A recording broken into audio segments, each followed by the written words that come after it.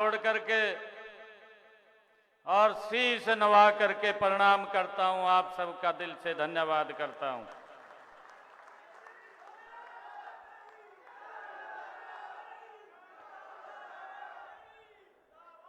आज के इस धन्यवादी दौरे में मंच पर विराजमान आपके बहुत ही लोकप्रिय सांसद नवीन जिंदल जी, आप सबके दिलों की धड़कन, मैंने कहा ना भी आपने चाड़ा पाड़ दिया।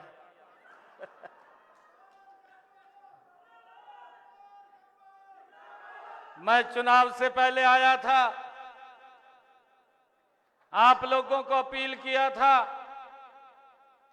कि मैं अपने परिवार में, अपने घर में आप लोगों से एक वोट मांगने के लिए आया हूं और वो वोट आपने सतपाल जांबा के रूप में चंडीगढ़ पहुंचाया है। मैं पुनः आप सबका दिल से बहुत बहुत धन्यवाद करता हूं। हमारे बीच में हमारे प्रदेश की महामंत्री डॉक्टर अर्चना गुप्ता जी, जिला के हमारे माननीय अध्यक्ष मनीष कठवाड़ जी, पूर्व में जिला के अध्यक्ष रहे भारतीय जनता पार्टी के वरिष्ठ नेता अशोक गुर्जर जी, जिला के हमारे प्रभारी हरियाणा सरकार के चेयरमैन अमरपाल राणा जी, पूर्व विधायिका और पूर्व में हरियाणा सरकार में मंत्री रही, कलाय से विधायिका रही आदरणीय श्रीमती कमलेश डांडा जी, पूर्व विधायक लीलाराम गुर्जर जी, पूर्व विधायक कुलवंत बाजीगर जी, जिला परिषद के चेयरमैन करमवीर कौल जी, प्रदेश कार्यकारिणी के हमारे सदस्य जसवंत पठानिया जी, अरुण सराफ जी, राव सुरेंद्र सिंह जी, सुभाष हजवाणा जी, राजपाल तंवर जी, पवन सैनी जी, ईश्वर सिंह जी, सतपाल चुग जी, हरीश शर्मा जी, बलवान शर्मा जी, राम जुआरी सिरसल जी, गुरविंदर सिंह हाबड़ी जी, श्री शिपाल धेरडू जी, श्री लाभ सिंह जी, कपिल वालिया जी, शेर सिंह जी और प्रमोद सिंह जी चूड़माजरा, हमारे मंडल के माननीय तीनों अध्यक्ष विनोद बंसल जी, देवी दयाल बरसाना जी और सुबे सिंह जी, उपस्थित पुंडरी की सरदारी, मेरी मातृशक्ति, मेरे पिता समान बुजुर्ग, युवा साथियों, आप सबको दोनों हाथ जोड़ करके राम राम करता हूं। ये मेरा परम सौभाग्य है कि आज इस रैली की में आप सब के बीच आकर मुझे बहुत खुशी हो रही है। पुंडरी हलके के विकास को एक नई गति, नई दिशा ये रैली देगी। यह आयोजन सिर्फ रैली तक ही सीमित नहीं है, यह पुंडरी हलके के लोगों के जीवन में सकारात्मक ये बदलाव लाएगी। मुझे खुशी है कि आज पुंडरी में इस रैली स्थल का अपना ऐतिहासिक महत्व भी है। यह धरा ऋषि पुंडरक की तपोस्थली रहा है। मैं ऋषि पुंडरक को नमन करता हूं। आप सबका बहुत बहुत अभिनंदन और आप सबका स्वागत भी करता हूं। मुझे खुशी है कि आज ये पुंडरी की, ये धन्यवाद की ये दूसरी रैली है और मुझे अपने परिवार के लोगों के बीच में आप सबका आज धन्यवाद करने का अवसर मिल रहा है। मुझे ये भी खुशी है कि आज हमने पुंडरी के 15 करोड़ रुपए के विकास कार्यों को आज उद्घाटन भी किया है, उनको यहाँ के लोगों को समर्पित किया है। मुझे ये भी खुशी है कि यहाँ पुंडरी की जो हमारी फिरनी है भाइयों, वो देश विदेश में प्रसिद्ध है। हमारे हरियाणा की हर एक आइटम अपने अपने क्षेत्र की वो बड़ी फेमस है। भाई हम पुंडरी में आते हैं तो पुंडरी की फिरनी ये देश विदेश में फेमस है। मेरे गोहाड़ा की जलेबी वो गोहाड़ा के अंदर वो प्रसिद्ध है भाइयों, वो भी एक अलग हमारी स्वीट्स की डिश है। परंतु भाइयों, कुछ लोगों को मालूम नहीं है कि यहाँ पर क्या चीज प्रसिद्ध है, लोग किस चीज को लाइक करते हैं, क्योंकि हमारी संस्कृति के साथ ये जुड़ी हुई चीजें हैं। अगर मैं पुंडरी की भाइयों यहाँ पर फिरनी की बात करता हूं तो यह तीज के त्योहार के साथ ये जुड़ी हुई हमारी स्वीट डिश है, जो पूरे देश और प्रदेश के अंदर ये फेमस है। और गोहाड़ा की जलेबी तो भाइयों पूरे देश में, दुनिया में वहां की प्रसिद्ध है। परंतु मालूम नहीं है कुछ लोगों को। भाई किसी ने गड्डी में डब्बा धर दिया, डब्बा धर दिया, रान हो गए। कहा भाई इतनी बड़ी जलेबी या देखी नहीं आज तक किसी ने। सबसे पहले अपनी दीदी को फोन करया, कहा इतनी बड़ी जलेबी। हर मंच पर जाकर कहने लगा, कहा जी इसकी एक फैक्ट्री लगानी चाहिए, इसमें हजारों की संख्या में लोगों को रोजगार मिलेगा।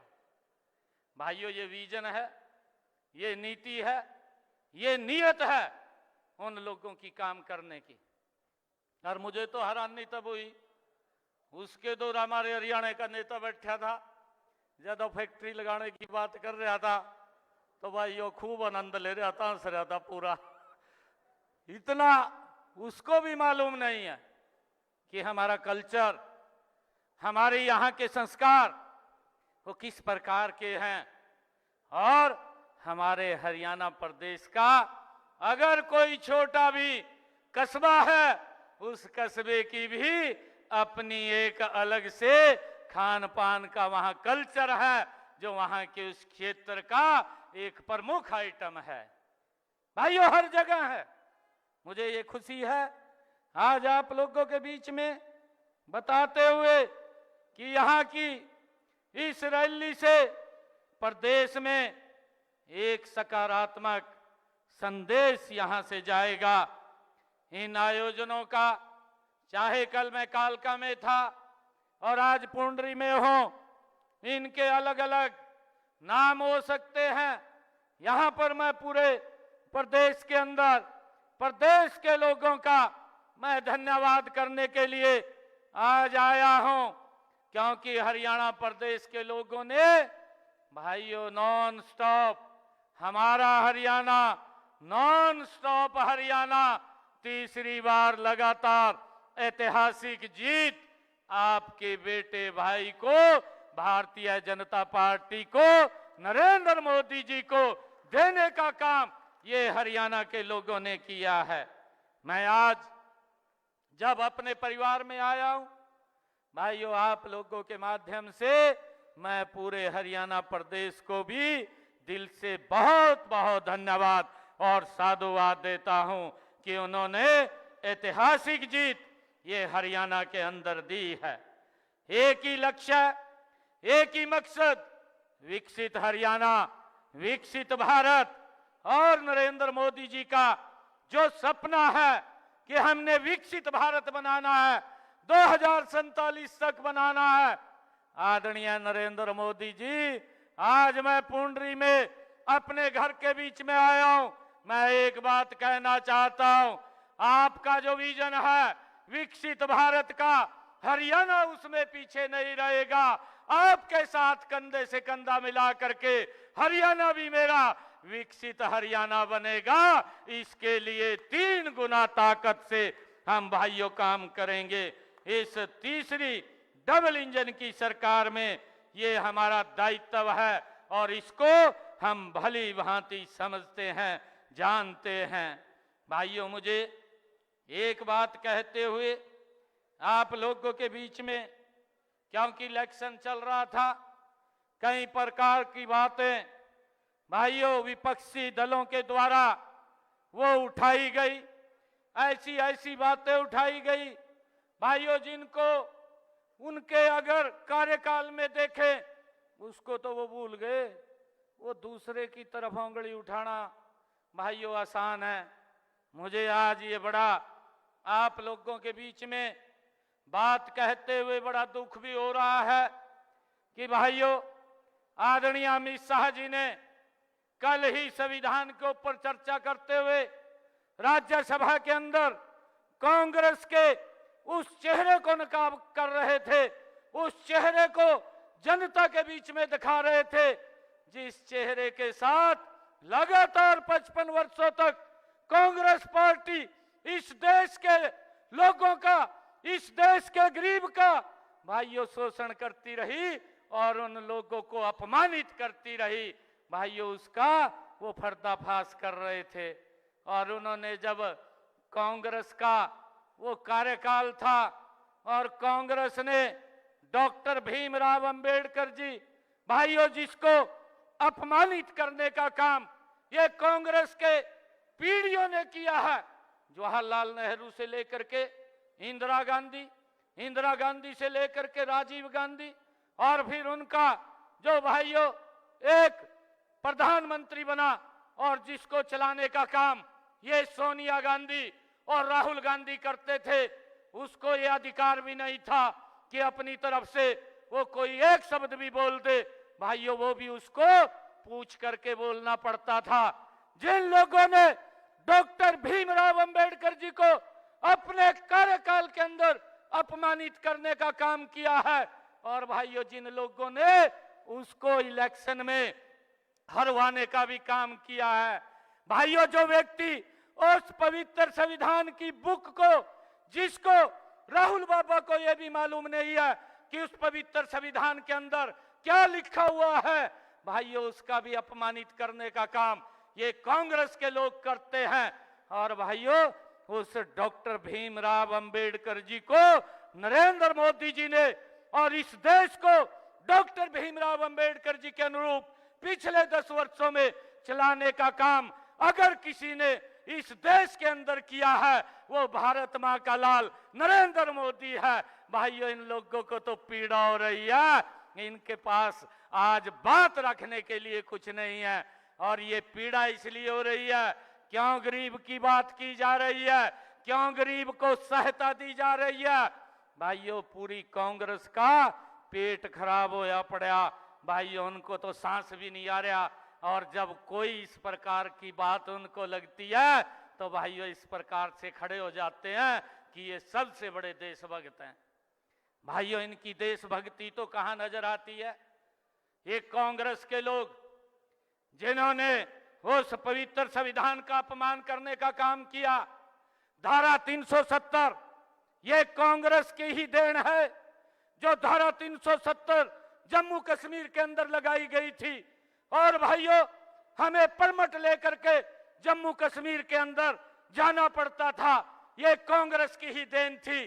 परंतु भाइयों डॉक्टर श्यामा प्रसाद मुखर्जी ने उस परमिट प्रथा को समाप्त किया, उसका विरोध किया। इस भारत मां के लाल नरेंद्र मोदी ने उस धारा 370 को समाप्त करके डॉक्टर भीमराव अंबेडकर जी के उस पवित्र संविधान का सम्मान करने का काम अगर किसी ने किया तो नरेंद्र मोदी जी है भाइयों। और ये बात बोलते हैं, ये बात कहते हैं कि डॉक्टर साहब का अपमान कर दिया। अरे राहुल बाबा तुझे अधिकार नहीं है, कांग्रेस के लोगों को अधिकार नहीं है कि वो डॉक्टर भीमराव अंबेडकर जी के ऊपर ऐसा पवित्र व्यक्ति जिसका पूरा जीवन भाइयों उसने इस देश के पवित्र संविधान को देने के लिए दिया है, आप लोगों को अधिकार नहीं है कि उसके ऊपर कोई एक शब्द कह सके। भाइयों डॉक्टर भीमराव अंबेडकर जी ने जो ये पवित्र संविधान दिया है, हमारी सरकार ने भाइयों उन गरीब लोगों को वो अधिकार अगर नरेंद्र मोदी जी ने दिया है कि उनको 5 लाख रुपए का आयुष्मान कार्ड दे करके डॉक्टर भीमराव अंबेडकर जी के उन सपनों को पूरा करने का काम ये नरेंद्र मोदी जी ने किया है। भाइयों, उसको चिंता नहीं है, इलाज के लिए ये सम्मान ये नरेंद्र मोदी जी ने दिया है। भाइयों, वो अपने कार्यकाल को भी बताएं। 55 साल तक इस देश को प्रशासन किया है। 55 सालों में कितने आवास बना करके दिए हैं, ये राहुल बाबा प्रेस कॉन्फ्रेंस करके दिल्ली में देश के लोगों को बताने का काम कर। हमारी 10 साल की कार्यकाल के अंदर 4 करोड़ मकान बना करके प्रधानमंत्री आवास योजना के तहत डॉक्टर भीमराव अंबेडकर जी के उस सपने को पूरा करने का काम ये नरेंद्र मोदी जी ने किया है। भाइयों, भारतीय जनता पार्टी की सरकार ने किया है। भाइयों, मुझे खुशी है आज आप लोगों के बीच में बताते हुए कि हमने ये भी निर्णय किया कि जिन परिवारों की इनकम 1,80,000 रुपए से कम है, ऐसे परिवारों की छतों के ऊपर प्रधानमंत्री सूर्य हर घर मुफ्त बिजली योजना के तहत 2 किलोवाट का सोलर पैनल लगाने का काम ये हमारी सरकार कर रही है। और अभी तक हमने 1 लाख परिवारों की छतों के ऊपर ये सोलर पैनल लगेंगे और हमने लगभग 6,000 साढ़े 6,000 घरों की छतों के ऊपर ये बहुत कम समय के अंदर लगे सोलर पैनल 2 किलोवाट का लगवाने का काम ये हमारी सरकार ने किया है और गति से कर रहे हैं। भाइयों, लोगों का बिजली का बिल फ्री हो जाएगा। ये जो सपना डॉक्टर भीमराव अंबेडकर जी ने देखा था उसको पूरा करने का काम ये हमारी सरकार कर रही है। और भाइयों, ये बोलते हैं, ये किस प्रकार से बोलते हैं? भाइयों, इनका जवाब ये देश के लोगों ने दिया है। राहुल बाबा को कुछ और नहीं फंसा, ना कोई बात थी, ना कोई मुद्दा था, ना इनके पास बताने के लिए है। कांग्रेस के पास ना नीति है, ना नियत है, ना इनका नेता है। भाइयों, जो कोई इनको दिशा दे सके या इनको कोई दिशा के ऊपर आगे ले जा सके, परंतु भाइयों झूठ का सहारा लेकर के लोगों को बरगड़ाने का काम करते हैं। लोकसभा के चुनाव के अंदर ये राहुल बाबा उस पवित्र संविधान की बुक उठा करके खड़ा हो गया और कहने लगा कि यार नरेंद्र मोदी अगर तीसरी बार प्रधानमंत्री बने तो संविधान खत्म हो जाएगा, ये संविधान खतरे में हो जाएगा। अरे राहुल बाबा, संविधान को कोई खतरा नहीं है। अगर खतरा किसी को है तो कांग्रेस पार्टी को खतरा है। मैं आज पुंडरी की सरदारी के बीच में एक बात ये कहने के लिए आया हूं, ये कांग्रेस के लोग अगर यही झूठ का सहारा लेकर के चलते रहे 2029 में इनका कोई नाम लेने वाला नहीं बचेगा। कांग्रेस पार्टी पूर्ण रूप से समाप्त हो जाएगी, साफ हो जाएगी। भाइयों, देश के लोगों ने ये निर्णय कर लिया है। ये लोग ये झूठ का सहारा लेकर के, झूठ बोल करके, लोगों को बरगड़ा करके भाइयों ये वोट लेने का काम करते हैं।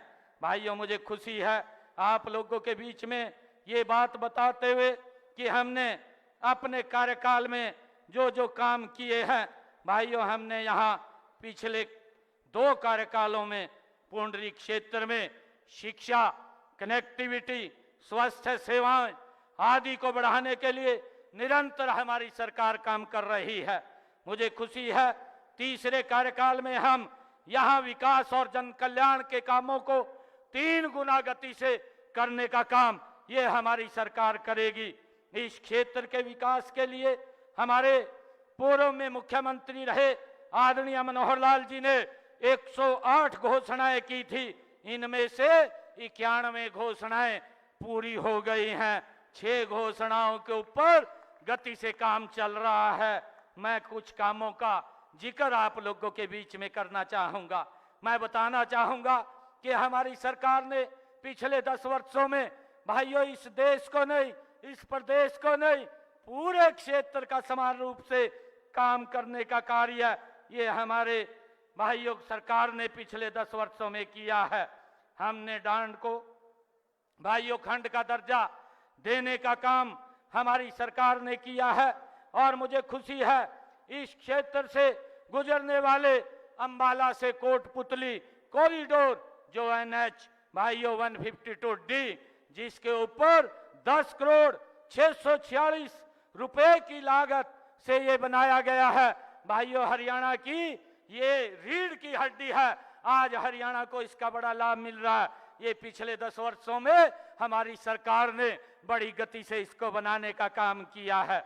मुझे ये भी खुशी है कि कैथल से करनाल 4 लेनिंग सड़क, जिसके ऊपर 175 करोड़ रुपए की लागत से ये बनाया गया है, लोगों के जीवन को सरल और सुगम करने का काम ये हमारी सरकार ने किया है।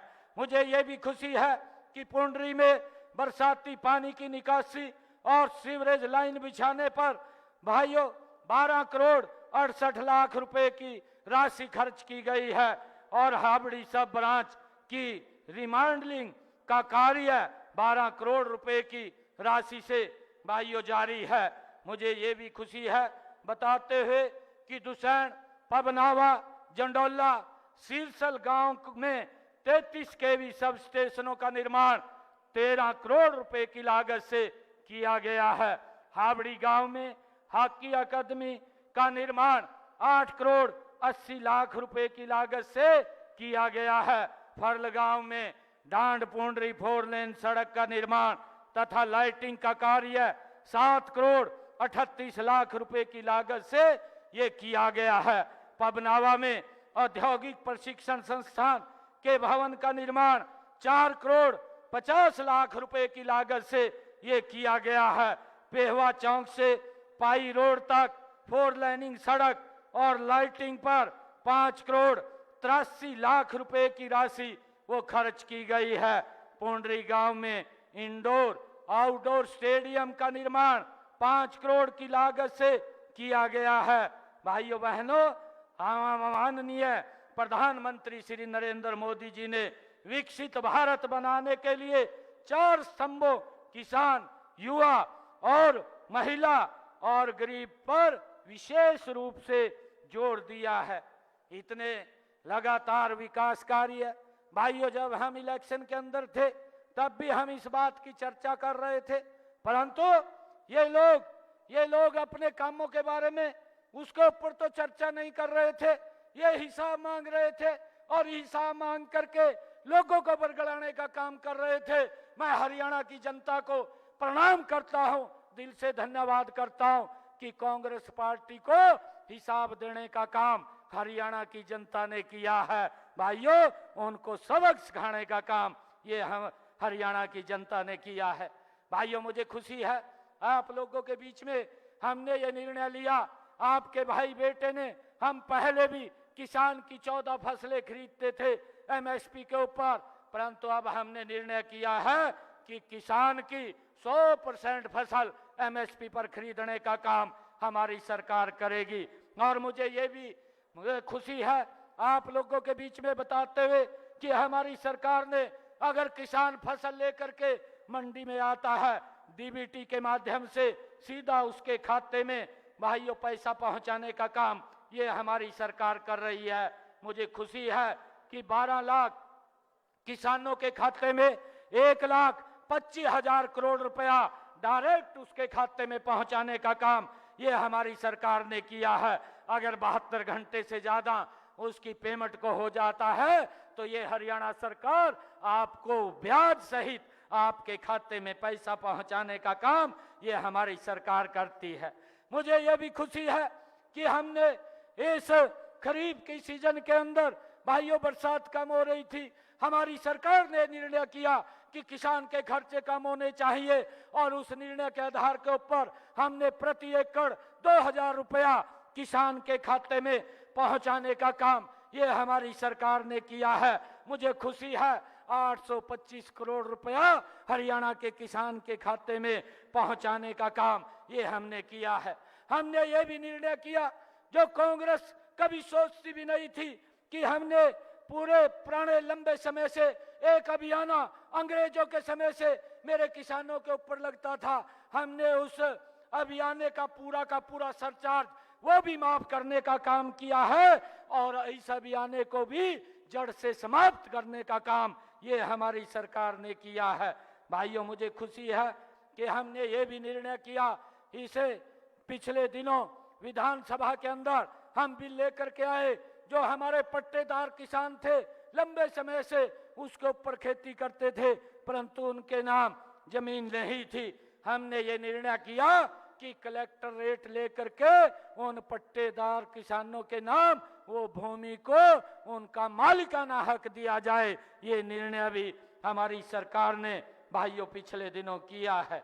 हमने ये भी निर्णय किया कि जो व्यक्ति पंचायत भूमि के अंदर जिसका अपना मकान उसने बना हुआ था और उसके ऊपर एक कोर्ट की तलवार लटकी रहती थी, केस चलता रहता था, लिटिगेशन के अंदर रहता था और कब मकान गिर जाए उसके लिए वो चिंतित रहता था। हमारे सामने भी मजबूरी होती थी कि हमने कोर्ट की समस्या का भाइयों पालन, उसकी बात का पालन करना होता था। परंतु अब हमने विधानसभा के अंदर ये निर्णय लिया है कि जिस व्यक्ति का मकान पंचायत भूमि में पिछले 20 वर्षों से बना हुआ है, 20 वर्षों से ज्यादा हो गए हैं, ऐसे सब लोगों को 500 वर्ग गज का प्लॉट कलेक्टर रेट के ऊपर उसके नाम कर दिया जाएगा। भाइयों, ये भी इस लिटिगेशन की समस्या का समाधान हमारी सरकार ने किया है। भाइयों, मुझे खुशी है कि हमने पिछले दिनों जब हमारी सरकार बनी और हमने कहा था कि ये कांग्रेस के लोग भाइयों ये युवाओं की बात तो करते थे, परंतु युवाओं का शोषण ये कांग्रेस के लोग करते थे। हमने ये बात कही थी कि हमारी सरकार आएगी, बिना पर्ची बिना खर्ची के हम हरियाणा के 25,000 युवाओं को नौकरी देने का काम करेंगे। भाइयों, कांग्रेस के लोग ये कोर्ट के अंदर गए, चीफ इलेक्शन कमीशन पे गए और उन्होंने एक लेटर जारी कर दिया कि ये रिजल्ट ना निकाला जाए। हरियाणा के युवा मेरे पास एकत्र होकर के आए कि आप रिजल्ट निकाल दीजिए, कहीं दुर्भाग्य से कांग्रेस की सरकार बन गई तो हमारे सपने चूर चूर हो जाएंगे, हमें नौकरी फिर भाइयों खरीदनी पड़ेगी। परंतु मैंने उनको आश्वस्त किया कि चीफ इलेक्शन कमीशन ने ये लेटर निकाला है कि आप रिजल्ट नहीं निकाल सकते। मैं रिजल्ट तो नहीं निकाल सकता, परंतु आपको एक विश्वास देता हूं। मैंने हरियाणा के युवाओं को कहा कि मैं ज्वाइनिंग तब लूंगा जब आपको ज्वाइनिंग दूंगा। 25,000 युवाओं को, ये हरियाणा के इतिहास में पहली बार हुआ है कि हरियाणा के इतिहास में बिना पर्ची बिना खर्ची के एक समय के अंदर 25,000 बच्चों ने पहले ज्वाइन किया, फिर आपके बेटे ने शपथ लिया। भाइयों, हमने उस बात को भी पूरा किया है। हमने जो बात कही है उस बात को हमने पूरा करने का काम किया है। जो HKRN के माध्यम से या कोई पार्ट 1 पार्ट 2 के माध्यम से हमारे जो बच्चे लगे हुए थे, ऐसे 1,20,000 युवाओं को भी हमने सुरक्षित करने का काम ये हमारी सरकार ने किया है। भाइयों, कांग्रेस के लोग किस प्रकार का झूठ अफवाह फैलाने का काम करते रहे कि अग्निवीर का क्या होगा। मैंने कहा था, चुनाव के दौरान कहा था कि अग्निवीर को तो कुछ नहीं होगा और कांग्रेस तेरा क्या होगा। भाइयों, आप अपने बारे में विचार कर लीजिए। और ये हमने इसके ऊपर एक नीति योजना बना करके हरियाणा के अग्निवीर के लिए भाइयों सीधी भर्ती के अंदर 10% का आरक्षण देने का काम ये हमारी सरकार ने किया है। और भाइयों, हमने इस बात को लेकर के अग्निवीर भाइयों को सुनिश्चित किया है कि आपको कोई भी अग्निवीर हरियाणा के अंदर आएगा उसको हम हरियाणा सरकार की नौकरी देने का काम ये हमारी सरकार करेगी। भाइयों, हमने पिछले 10 वर्षों के अंदर हरियाणा में 79 नए राजकीय महाविद्यालय खोलने का काम किया, जिसमें 32 महाविद्यालय लड़कियों के लिए खोले गए हैं। भाइयों, हमारी सरकार बड़ी गति से कार्य कर रही है। हमने गरीब परिवारों के छात्राओं की 12वीं कक्षा तक, छात्राओं की स्नातकोत्तर तक कक्षा तक फीस माफ करने का भी निर्णय हमारी सरकार ने लिया है। भाइयों, मुझे खुशी है आप लोगों के बीच में बताते हुए कि हमने ये भी निर्णय किया, क्योंकि हमने अपने संकल्प पत्र के अंदर कहा था कि जो हमारे किडनी के पेशेंट हैं और भाइयों उनका खर्चा हर महीने 20-25 हजार डायलिसिस कराने में होता था, परंतु आज हरियाणा के किसी भी सरकारी हॉस्पिटल और मेडिकल कॉलेज के अंदर भाइयों डायलिसिस का कोई पैसा नहीं लगता। भाइयों फ्री में वो करने का काम हमारी सरकार कर रही है। भाइयों हमने ये भी कहा था कि 70 साल से ऊपर के बुजुर्गों को 5 लाख रुपए का वो आयुष्मान कार्ड देने का काम हमारी सरकार करेगी। परिवार को उसके इलाज की चिंता नहीं है, उसके इलाज की चिंता नरेंद्र मोदी और हरियाणा सरकार को होगी, उसको भी हमने लागू किया है। और भाइयों मुझे ये भी खुशी है, चिरायु आयुष्मान कार्ड के माध्यम से हमने 45 लाख परिवारों को 5 लाख रुपए तक का सालाना मुफ्त इलाज दे करके 2140 करोड़ रुपया उनके इलाज के लिए खर्च किया है। हमने ओबीसी समाज के पिछड़े वर्ग के लोगों की क्रीमी लेयर की आय सीमा को 6 लाख रुपए से बढ़ा करके 8 लाख रुपए करने का काम भी ये हमारी सरकार ने किया है। भाइयों मुझे खुशी है कि हमने पिछड़ा वर्ग ए और बी को भाइयों पंचायती राज संस्थाओं और शहरी स्थानीय निकायों के अंदर आरक्षण देने का काम भी हमारी सरकार ने किया है। हमने हैप्पी योजना के तहत भाइयों हरियाणा प्रदेश के जिन परिवारों की इनकम 1 लाख रुपए से कम थी, ऐसे परिवारों को 1000 किलोमीटर तक भाइयों हरियाणा रोडवेज की बस में फ्री में मुफ्त में यात्रा करने का लाभ भी हमारी सरकार ने दिया है। भाइयों मुझे खुशी है कि हमने लगातार हरियाणा प्रदेश के लोगों के हित में भाइयों मजबूत काम हमारी सरकार ने किए हैं। मैं आज आप सबको इस अवसर के ऊपर बहुत बहुत बधाई भी शुभकामनाएं भी देता हूं। मुझे खुशी है कि आज हमारे सतपाल जांबा जी ने हमारे पुंडरी के विकास के लिए कई यहाँ पर अपने मांग पत्र में कई बातें रखी हैं। मैं आज पुंडरी की सरदारी में ये कहना चाहूँगा कि जिन स्कूलों के भवन पुराने हो चुके हैं या उनकी मरम्मत करने नवीनीकरण करना है, ऐसे स्कूलों के ऊपर 5 करोड़ रुपए की लागत से पुंडरी हलके के सरकारी स्कूलों का ये निर्माण किया जाएगा। आज इसकी भी मैं घोषणा करता हूं जो हमारे सतपाल जांबा जी ने अभी बात रखी है। गांव फतेहपुर और तथा बदनरा में भूमि उपलब्धता के आधार पर वहां पर हेल्थ सेंटर बनाने का काम भी हम करेंगे, इसकी भी मैं घोषणा करता हूं जो हमारे सतपाल जांबा जी ने इस बात को रखा है। सतपाल जांबा जी ने मंडी बोर्ड की सड़कों के निर्माण की, उनकी मरम्मत की भी बात कही है। इसके लिए भी मैं 5 करोड़ रुपया मंडी बोर्ड की सड़कों के लिए देने की आज घोषणा करता हूं। पीडब्ल्यूडी विभाग की सड़कों की मरम्मत के लिए भी पुंडरी हलके में जो भी सड़कें हैं उनके नवीनीकरण के लिए 10 करोड़ रुपया मैं देने की घोषणा करता हूं। मुझे खुशी है कि हमारे सतपाल जांबा जी ने ये कहा है कि कैथल करनाल पुंडरी बाईपास बने। कैथल करनाल पुंडरी बाईपास बनाने की फिजिबिलिटी कराई जाएगी और ये फिजिबिलिटी जो ही पूरी होगी इसको भी करवाने का काम ये हमारी सरकार करेगी। मुझे जो सतपाल जांबा जी ने आरडीओ से 25,000 तक चंदाना माइनर की मध्यवर्ती संरचना की बात कही है, उसका भी पुनर्वास करवाया जाएगा और आरडीओ से 48,600 तक थरोटा माइनर का पुनर्वास और आरडी 48,600 से 54,200 तक मरम्मत के साथ साथ इसकी संरचना की मरम्मत भी कराई जाएगी।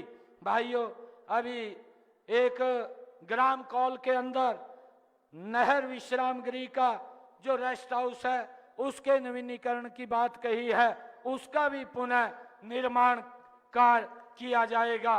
और एक हमारे सतपाल जी ने कहा है कि सरकार द्वारा नए उपमंडल बनाने का यहाँ पर इस पुंडरी को किया जाए। मैं आज ये घोषणा करता हूँ कि सरकार द्वारा पुंडरी को उपमंडल बनाने के लिए जो कमेटी बनी हुई है उस कमेटी के अंदर मैंने पूछा है कि ये एप्लीकेशन यहाँ दी हुई है, जो ही इसकी रिपोर्ट आएगी मैं ये आज घोषणा करता हूं कि पुंडरी को भाइयों उपमंडल का दर्जा दिया जाएगा। ये भी मैं आज घोषणा करता हूं। मैं ये भी आज कहता हूं कि सांच गांव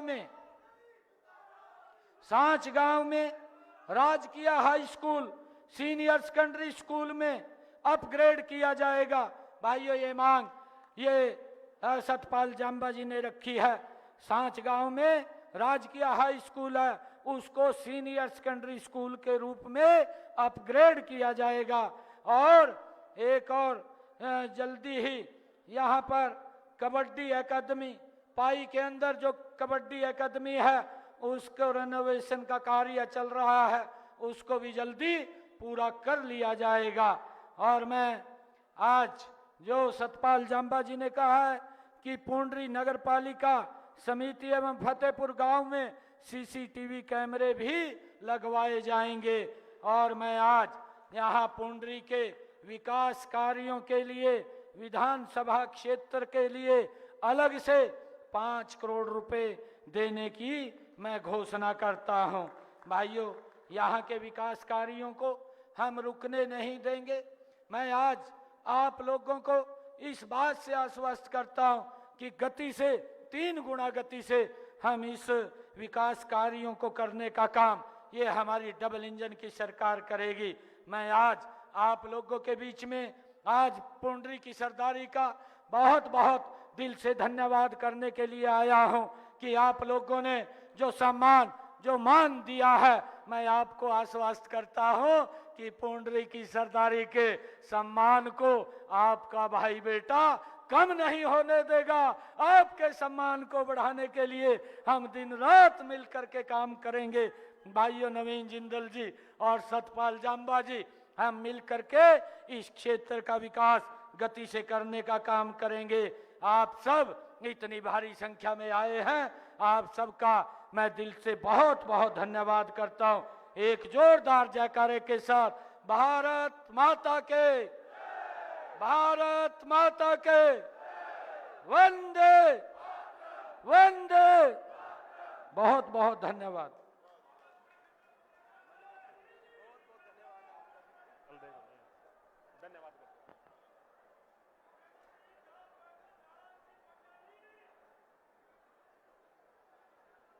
जी तो आप सभी इतनी भारी संख्या में माननीय मुख्यमंत्री जी का स्वागत करने के लिए यहाँ पर पधारे हैं। सभी हल्का वासियों का दिल की गहराइयों से हार्दिक अभिनंदन, स्वागत, धन्यवाद। भारत माता की।